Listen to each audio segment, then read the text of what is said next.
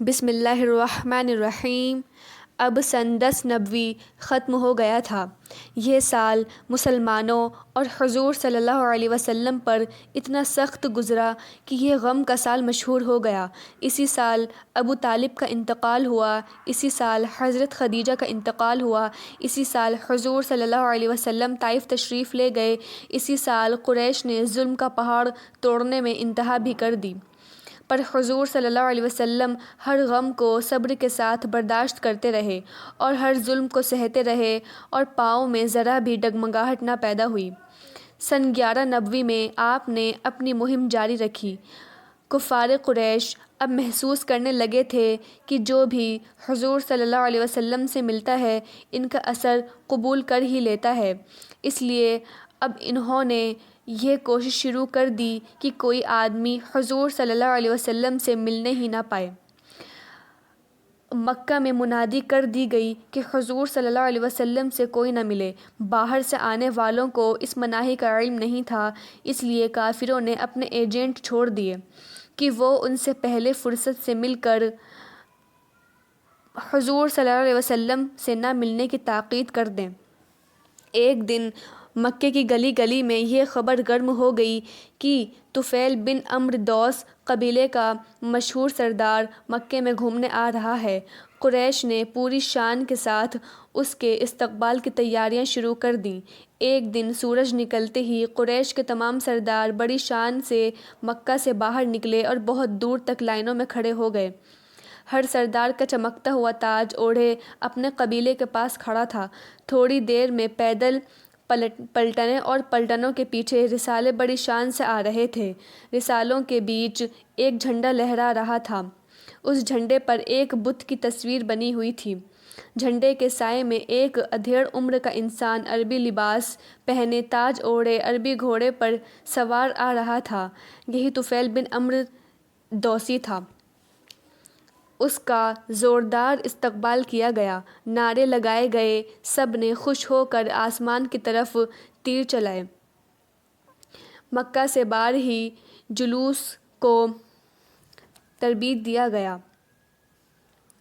چونکہ حضور ہزاروں آدمی تھے اس لیے جلوس 1 میل لمبا ہو گیا۔ جس وقت جلوس مکہ کی طرف چلا، فوراً نکارے پر چوٹ پڑی، ناقوس، گھنٹے اور گھڑیال بجائے جانے لگے اور قومی نعرے لگائے جانے لگے۔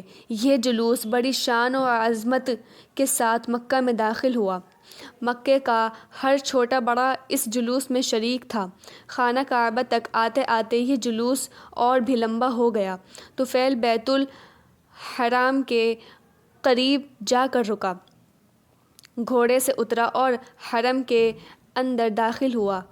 اتفاق سے حضور صلی اللہ علیہ وسلم بھی حرم پاک میں موجود تھے۔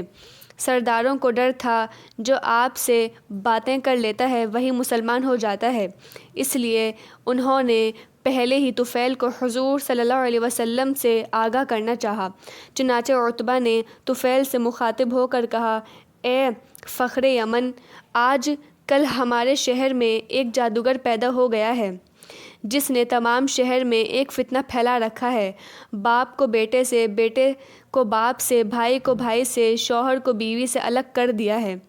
وہ ایسا جادوگر ہے کہ جو آدمی اس سے بات کر لیتا ہے اسی پر موہت ہو جاتا ہے اور اپنے باپ دادا کے مذہب کو چھوڑ کر رشتہ داروں سے تعلق توڑ کر اسی کے ساتھ ہو لیتا ہے۔ آپ کو اس لیے آگاہ کیا جاتا ہے کہ احتیاط کریں اور اس جادوگر سے بات تک نہ کریں۔ یہ عجیب بات ہے، اس جادوگر کا کیا نام ہے؟ طفیل نے کہا، محمد۔ عتبہ نے کہا، آخر وہ کیا چاہتا ہے؟ وہ کہتا ہے کہ خدا ایک ہے، بتوں کو چھوڑ کر اندیکھے خدا کی پوجا کرو۔ طفیل نے ہنس کر کہا کہ خدا بھی ایک عجیب بات ہے، اطمینان رکھو، میں اس سے بات نہ کروں گا۔ شاید یہ وہی آدمی ہے جس نے یمن کے مشہور جادوگر ضماد کو بھی اپنے مذہب میں داخل کر لیا ہے۔ عتبہ نے کہا، ہاں یہ وہی آدمی ہے، آپ دیکھ لیجئے، وہ سامنے کھڑا ہے۔ اس نے حضور صلی اللہ علیہ وسلم کو دیکھا۔ آپ کے چہرے پر جلال تھا، رعب تھا، کھنچاؤ تھا۔ اس کا دل بھی حضور صلی اللہ علیہ وسلم کی طرف کھنچنے لگا، لیکن اس نے فوراً ہی نظر دوسری طرف پھیر لی اور عتبہ سے کہا، واقعی یہ کوئی بڑا جادوگر معلوم ہوتا ہے، کیونکہ اس کی شکل میں کھنچاؤ ہے۔ ایسا نہ ہو کہ اس کی باتیں سن کر بہک جاؤں۔